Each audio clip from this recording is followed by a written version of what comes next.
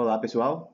Hoje nós vamos para a segunda parte do módulo de combinatória da capacitação para a Olimpíada Pernambucana de Matemática, certo? Então, hoje a gente vai falar sobre o princípio da inclusão e exclusão.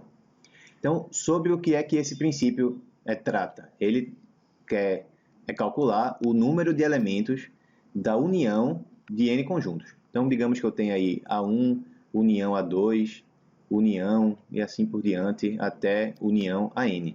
Eu quero uma fórmula para essa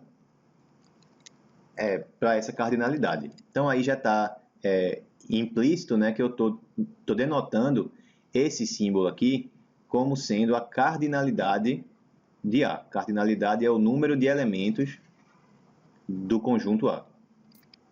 Beleza? Então, vamos iniciar com alguns casos mais simples. Por exemplo, o caso n igual a 2, para a gente ver o que é que vai acontecer. Então, se eu tenho dois conjuntos aqui, digamos A1 e A2, certo?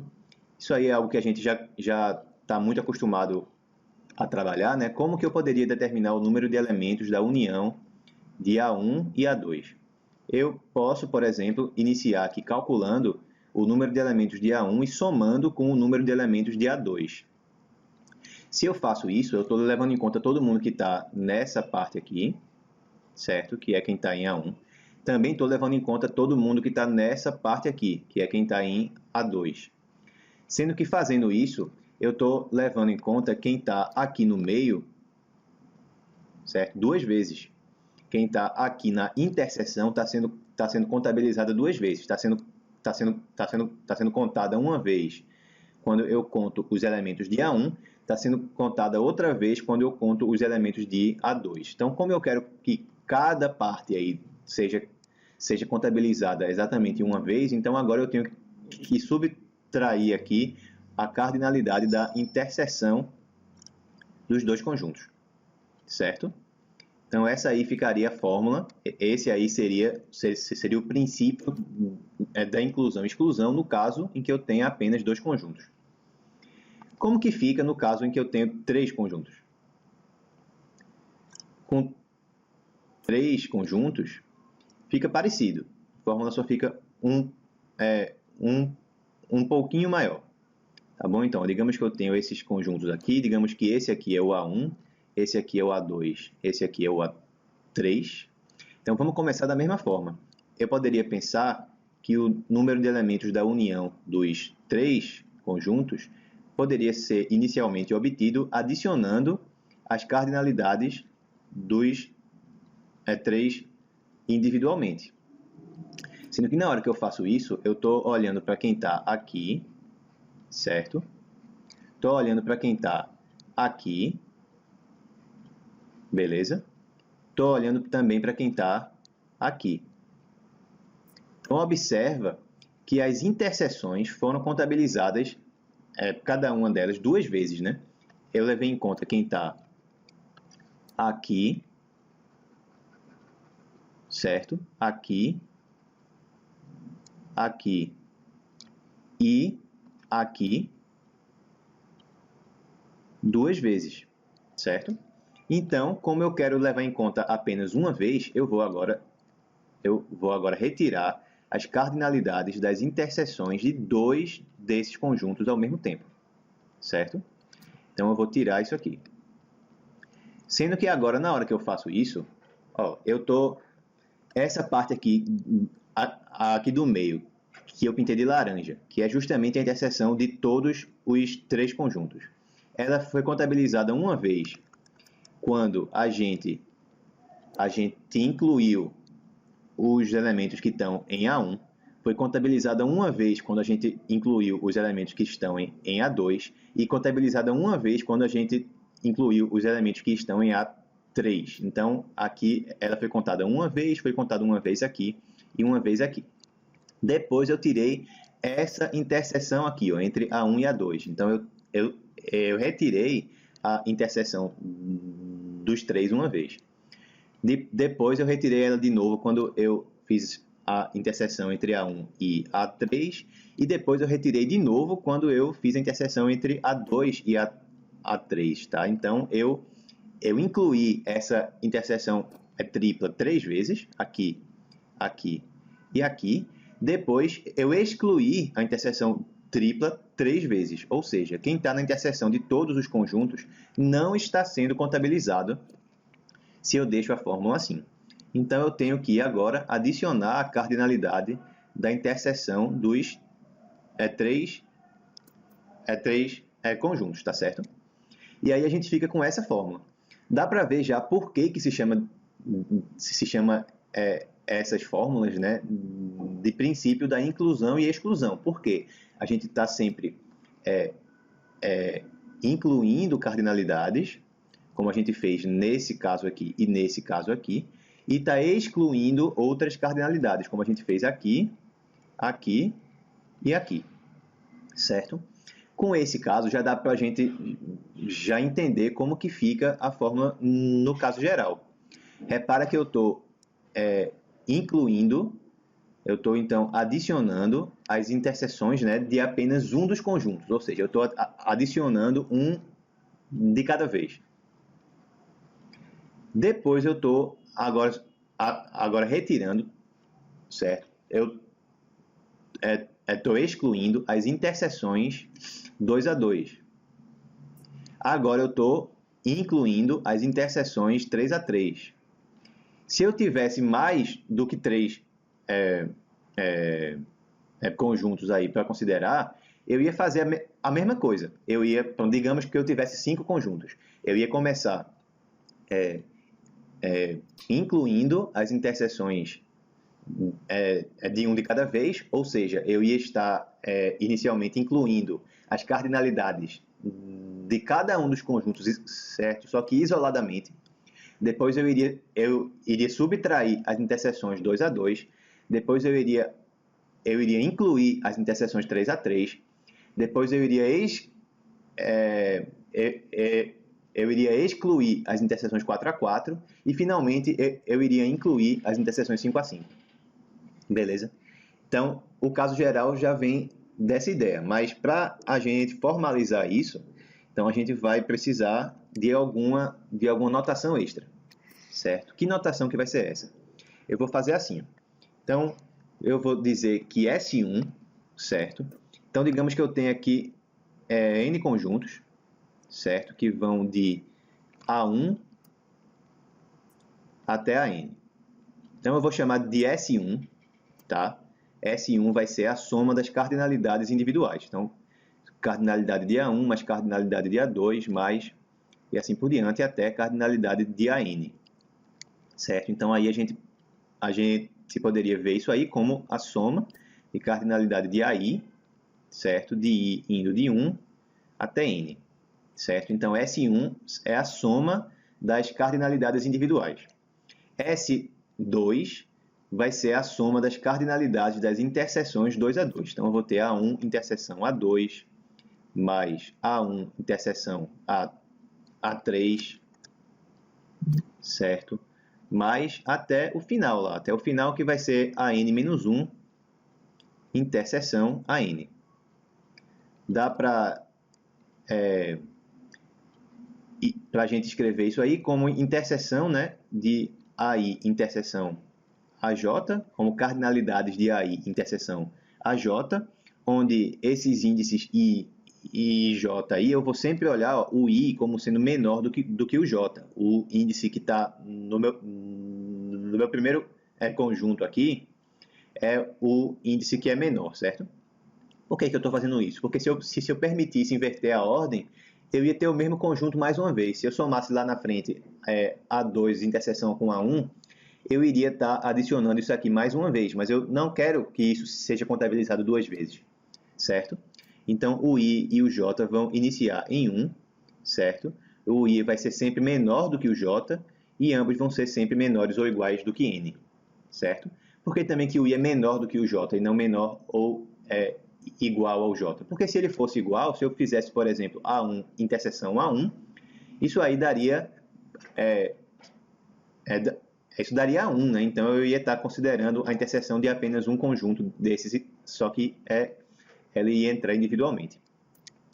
Da mesma forma, quem é que seria o S3? S3 seria a soma das cardinalidades das interseções 3 a 3. Então vai dar A1 interseção A2 interseção A3, certo?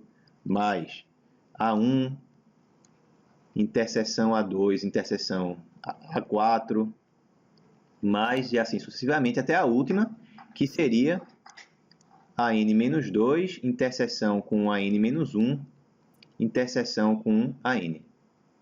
Então, em termos da nossa notação aí com esses somatórios, a gente teria somatório, cardinalidade de AI interseção AJ interseção AK, e a gente vai também, de novo, admitir que os índices aí aparecem em ordem sempre crescente. Então, os índices iniciam em 1, aí a gente vai ter um I, que é menor do que um J, que é menor do que um K, e todos eles são menores ou iguais a N, certo? Beleza. E assim sucessivamente. Se eu fosse olhar para o S4, por exemplo, aí eu ia ter o quê? Eu ia ter a soma das cardinalidades das interseções, sempre considerando 4 desses conjuntos de cada vez. E assim por diante. Se eu tiver o Sn, eu vou ter a soma, né, das interseções de n a n dos meus conjuntos. No caso, como eu tenho exatamente n conjuntos, então eu só vou ter uma interseção entre os n conjuntos, certo?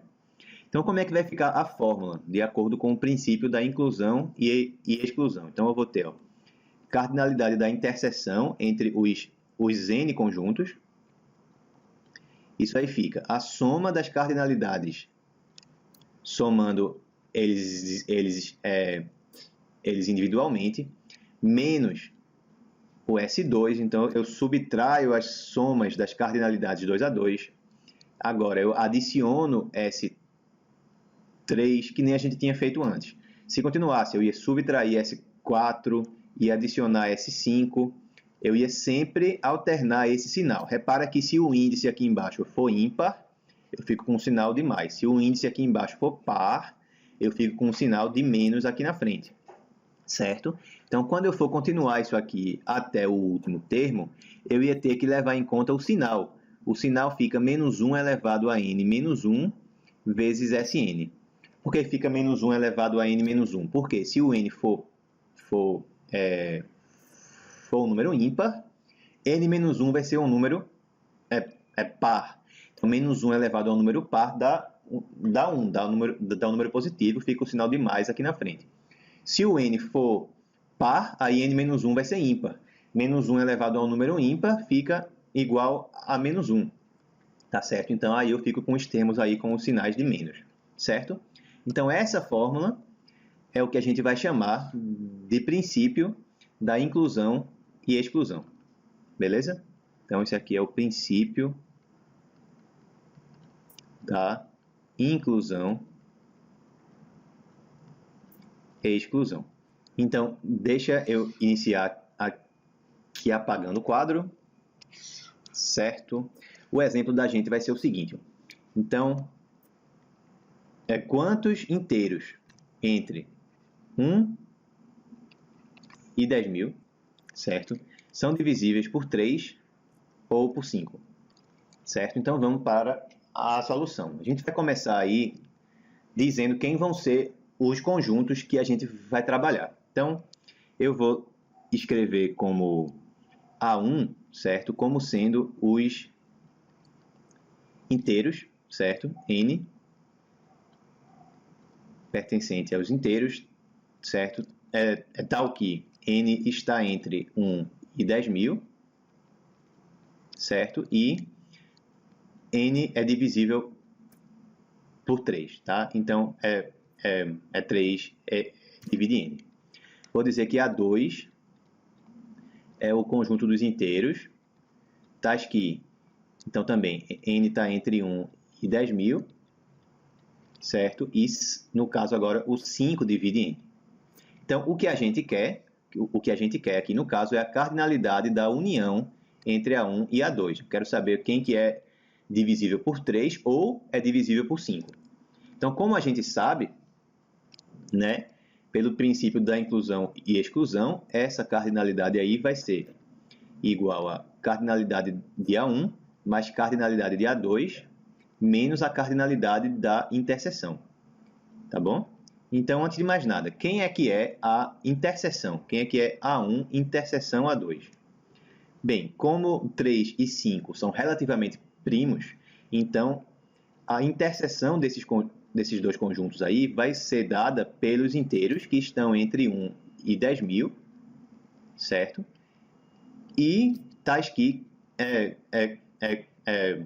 15, no caso, ele divide em n. 15 é o MMC entre 3 e 5, tá? Beleza. Como eles são relativamente primos, então o MMC entre eles é o produto desses números. Certo, então o que a gente tem que saber é qual que é o número de inteiros entre 1 e 10.000 que são divisíveis por 3, por 5 e por 15. Esse número pode ser calculado olhando simplesmente para a parte inteira, tá? A parte inteira de uma divisão. A parte inteira, por exemplo, se eu fizesse, por exemplo, a parte inteira, que eu vou denotar como esse símbolo aqui, tá? É a parte inteira de x. Então, se x fosse 10,5, então a parte inteira de x seria 10, certo? Então, daí, a cardinalidade de A1, certo? O número de inteiros que são divisíveis por 3, que estão entre 1 e 10.000, é dada pela parte inteira da divisão entre 10.000 e 3. Certo? Isso aí dá 3.333. Por que isso? Porque o menor inteiro entre 1 e 10.000, que é divisível por 3, ele seria 3, que é 3 vezes 1. E o maior inteiro entre 1 e 10.000, que é divisível por 3, seria 9.999, que é 3 vezes esse número aqui. Então, eu estou indo de 1 até 3.333. Por isso que eu tenho essa quantidade de divisores, tá? Da mesma forma, quem que é a cardinalidade de A2? O número de inteiros entre 1 e 10.000 que são divisíveis por 5. Então, é só eu fazer a parte inteira de 10.000 dividido por 5. Vai dar 2.000, certo? O menor inteiro nesse intervalo que é divisível por 5 é 5, que é 5 vezes 1, e o maior é o próprio 10.000, que é 5 vezes 2.000. Então, eu vou de 1 até 2.000. Eu tenho exatamente 2.000 divisores. E agora, quem é que é a cardinalidade da interseção entre A1 e A2? Aí eu vou ter a parte inteira da divisão de 10.000 por 15, certo? E aí, fazendo essa conta, isso aí vai dar 666, certo? Portanto, a gente pode agora substituir aqui. A gente vai ficar com 3.333 menos 2.000 mais 2.000 e menos 666. Quanto que vai dar isso? Isso aí vai dar igual a 4.667, certo? Então, uma aplicação bem simples desse princípio da inclusão e exclusão. Agora, a gente vai usar a mesma ideia desse exemplo, certo? E o princípio para determinar uma fórmula para a famosa função de Euler, a função phi de Euler, certo? Então, o que é que a função de Euler faz? Certo? Então, vamos supor aqui que eu tenha n, certo? Digamos que n é um inteiro positivo, certo? Eu vou dizer que a função phi de Euler calculada em n, certo? Que esse phi de n aí, ela corresponde ao número de inteiros positivos menores ou iguais a n e que são relativamente primos com n. Por exemplo, digamos que eu queira saber quem é φ de 4, por exemplo. Então, eu tenho que olhar para os inteiros que vão de 1 até 4. Então, 1, 2, 3 e 4. E determinar quais desses são relativamente primos com o 4. No caso, eu só vou ter o 1 e o 3, certo? Então, eu só tenho dois inteiros entre 1 e 4, que são relativamente primos com 4, portanto, φ de 4 é igual a 2.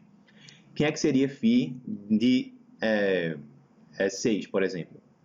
Aí eu tenho que olhar aqui para o conjunto que vai de 1 até 6. 1, 2, 3, 4, 5 e 6. E daí olhar para os que são relativamente primos com 6. Eu só tenho o 1, certo? O 2 não é, o 3 não é, 4 não é, não, o 5 é. E o 6 já não é. Então, eu só iria ter, mais uma vez, só duas opções, certo? Só mais uma. Se eu quiser saber agora quem é o φ de 7, aí vai ser o quê? Tenho que olhar para o conjunto de inteiros positivos de 1 até 7. 7 é um número primo.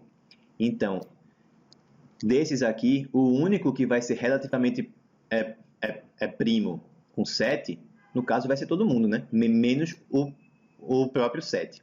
Tá? Então, eu vou ter 1 é relativamente primo com 7, sim, 2 é, 3 é, 4 é, 5 é, 6 é, só o 7 que não é.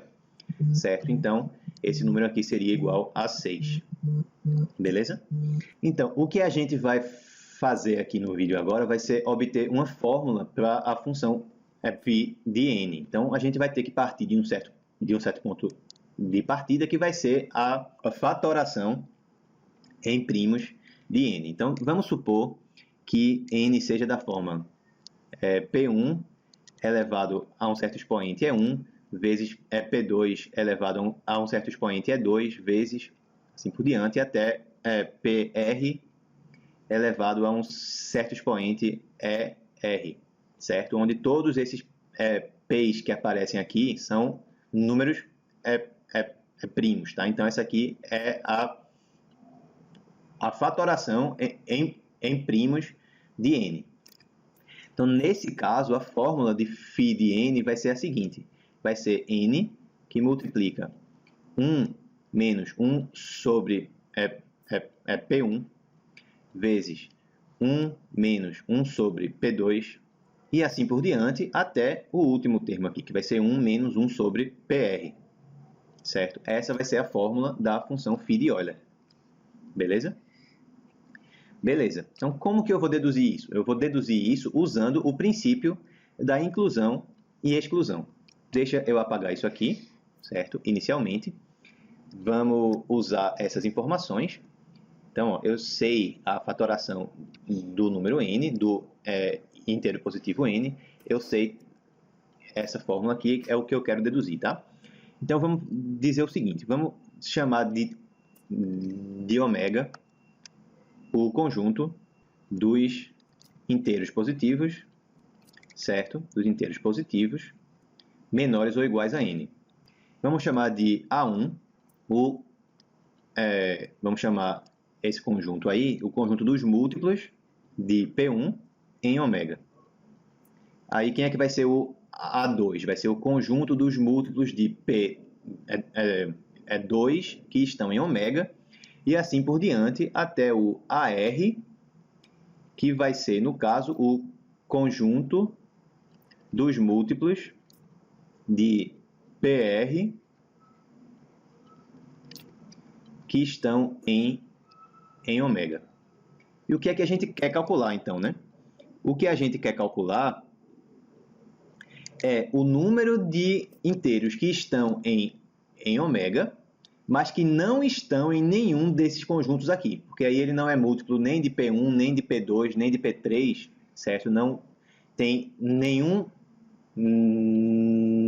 fator primo que está aparecendo aqui na fatoração do n. Portanto, nesse caso, esse inteiro aí, ele seria também relativamente primo com o n. Então, quem eu quero determinar é quem está em ômega, mas não está na união desses conjuntos aqui. Tá? Então, φ de n vai ser igual a cardinalidade de ômega, beleza? Menos a cardinalidade da união entre os A's. Beleza? Então, eu tenho que, inicialmente, determinar quem que é essa minha união aí, quem que é essa minha cardinalidade. Inicialmente, a gente pode ver que o número de elementos que estão em ômega é igual a n, certo? Porque eu estou olhando para os inteiros que estão indo de 1 até n. Então, aqui eu tenho n elementos. Falta a gente ver agora quem é que está aqui, qual é a cardinalidade desse conjunto, certo? Então, para começar, a gente pode ver o seguinte, qual é a cardinalidade de AI, certo? Onde I está entre 1 e R. Tá? Eu quero saber quantos inteiros estão entre 1 e n, que são múltiplos desse número aqui, ó. São múltiplos de P1.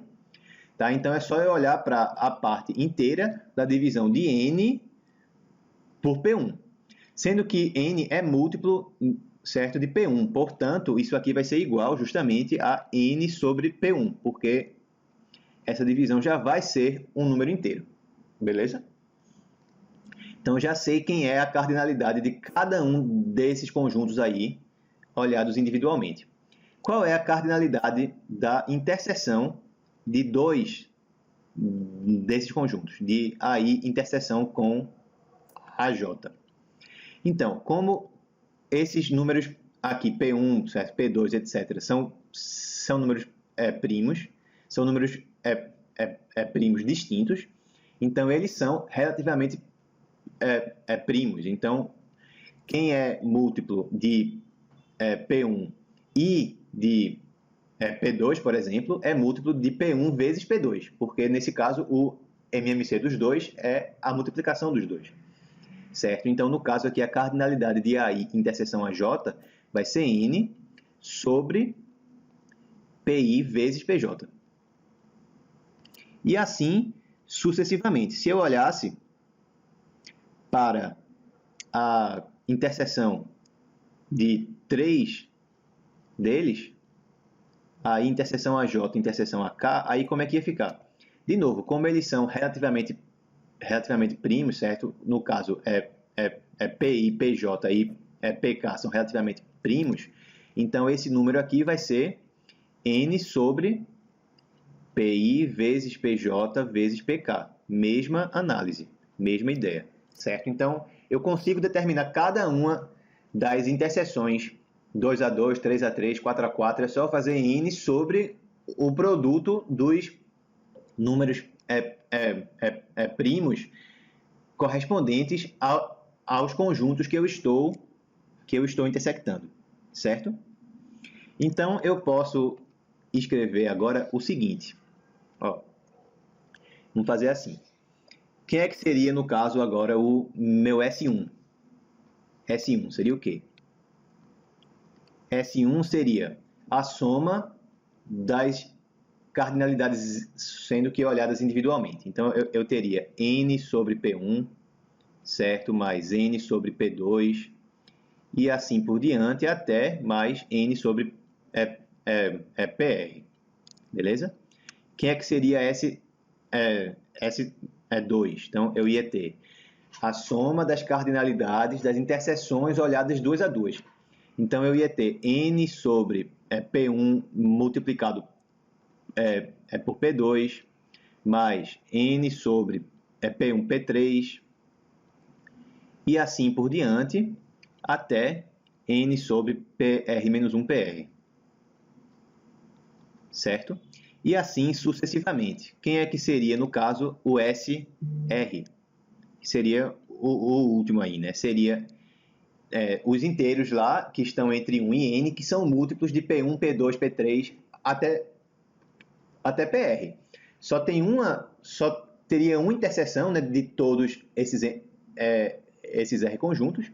Então, eu iria ficar com N sobre P1, P2 até PR. Beleza? Então, o que é que eu tô querendo calcular, né? Só recapitulando, Recapitulando, o que eu quero calcular, deixa eu passar isso aqui para cima, tá? E aí o que eu quero calcular é φ de n, que é igual ao quê? É igual a n menos a cardinalidade da união. Pelo princípio da inclusão e exclusão, isso aí vai dar o quê? Isso aí vai dar n menos, aí eu vou ter S1 menos S2 mais S3, e assim por diante, até mais menos 1 elevado a R menos 1, SR. É o princípio da inclusão e exclusão, certo? Pronto, se eu passo agora esse sinal de menos aí para dentro, vai ficar N menos S1 mais S2, certo? Menos o próximo, mais o outro e assim por diante. Aí eu vou ter como aqui? Eu vou ter reticências até mais. Como eu estou passando o menos aí para dentro, eu posso escrever isso aqui como menos 1 elevado a R vezes SR, certo? Então vamos lá. Quem é o que aí nessa minha expressão, né? Eu sei quem é o S1. S1 vai ficar, eu tenho N menos. S1 é o quê? N sobre P1 mais N sobre P2 mais assim por diante, até mais N sobre PR. Certo? Aí depois eu tenho mais as interseções 2 a 2 aqui, ó, esse S2. Então eu vou ter mais, aí vai ficar N sobre P1 vezes P2 mais N sobre P1, P3, mais assim por diante até N sobre PR menos 1 PR. Certo? Aí eu vou continuar aqui, eu vou chegar até reticências mais menos 1 elevado a R, que multiplica SR. Quem é que é SR? É N sobre P1, P2 até PR. Certo? Então, até aqui é isso que eu tenho. Vou continuar aqui em cima. Certo? Eu posso colocar aqui o N em evidência. Beleza? Então, até aqui a gente sabe que φ de N vai ser N, que multiplica quem? Ó, que multiplica 1 menos, aí abre esses primeiros parênteses aí. A gente vai ter 1 sobre P1 mais 1 sobre P2, certo? Mais até 1 sobre PR. Aí, mais 1 sobre P1, P2, mais 1 sobre P1, P3, mais reticências até 1 sobre PR menos 1 PR. Certo? E aí, menos reticências até menos 1 elevado a R, que multiplica 1 sobre P1, P2 até PR. Como que eu posso olhar para esse termo aí que está entre colchetes de uma outra forma? Aí vamos relembrar um pouco sobre teoria de raízes de polinômios, tá? Digamos que eu sei que um certo polinômio, tá? Um certo polinômio de grau R, beleza? Tem R raízes, tá? Então eu tenho aqui um polinômio P de x que tem como raízes, então P de x é um polinômio de grau R, e eu sei quem são suas raízes. Digamos que suas raízes sejam A1, A2 até AR. Então, eu posso escrever esse P de x de duas formas. Eu posso olhar ele da seguinte maneira, certo? Inicialmente, vamos supor que ele também tem coeficiente dominante igual a 1, tá? Coeficiente líder igual a 1, que é a mesma coisa que dizer que é um polinômio mônico, tá? Então, esse polinômio pode ser visto assim: x menos uma raiz vezes x menos a outra raiz vezes x menos outra raiz e assim por diante até a última raiz, x menos a última raiz, tá certo? Beleza. Tem uma outra forma de olhar para isso. Isso aí seria x elevado a r. Se eu expandisse esse polinômio, eu ia ficar com x elevado a r menos esse termo aqui que vai aparecer, ele é dado pela soma das raízes. Então, eu vou ter o A1 mais A2 até a R vezes x elevado a R menos 1, certo? Então, esse termo aqui é menos a soma das raízes. Seguimos. Então, a gente vai ter agora mais esse próximo termo aqui, ele tem a ver com as multiplicações das raízes 2 a 2. Então, eu vou ter A1, A2, mais A1, A3, mais até AR menos 1, AR. Esse é o termo que fica com o x elevado a R, AR menos 2. E aí segue. Agora, o meu próximo termo tem a ver com as somas dos produtos das raízes 3 a 3, com o sinal de menos aqui, e depois com o sinal de mais, a soma dos produtos das raízes, sendo que vistas é 4 a 4, e assim por diante, até o último termo, que ele vai vir assim, ó, vai vir mais, menos 1 elevado a R, certo? E justamente o termo que vai vir, que é o termo que não depende de x, vai ser o produto de todas as raízes. Repara que é bem parecido com o que a gente tem aqui, certo? Não tem nenhum x que aparece aqui. A gente vai fazer com que essa expressão aqui se torne essa expressão aqui dentro desses colchetes. Como? A gente vai dizer que x é igual a 1. Vai dizer que A1 é igual a 1, certo? Sobre o P1. A2 é 1 sobre o P2. E assim por diante, até o AR é igual a 1 sobre o PR. Repara que vai dar exatamente a mesma coisa. Vai ficar 1, que é 1 elevado a R, menos A1 mais A2 mais até AR, certo? Aí, A vezes 1, né? Beleza? Aí, mais. Aí, aqui eu tenho A1, A2, A1 vezes A3, até AR menos 1 vezes AR, vezes 1 mais uma vez, porque eu estou dizendo que o x é 1. E assim por diante, até o último termo aqui, que vai ser menos 1 elevado a R, que também aparece aqui, vezes 1 sobre P1, vezes 1 sobre P2, até 1 sobre, até 1 sobre o PR, que é exatamente A1 vezes A2 até AR. Beleza? Então, essa expressão que está aqui é exatamente a mesma coisa que está dentro desses colchetes, sendo que fazendo essas substituições. Por conta disso, como que eu posso, então, olhar para esse termo aí em cima de uma outra forma? Eu posso olhar para ele como n, que é o que já tinha aqui na frente, que multiplica exatamente o quê? Eu posso olhar agora para essa expressão partindo dessa expressão aqui, já que é a mesma coisa. Vai ficar, o x é 1, né? Então vai ficar 1 menos A1. Quem é A1? 1 menos 1 sobre P1.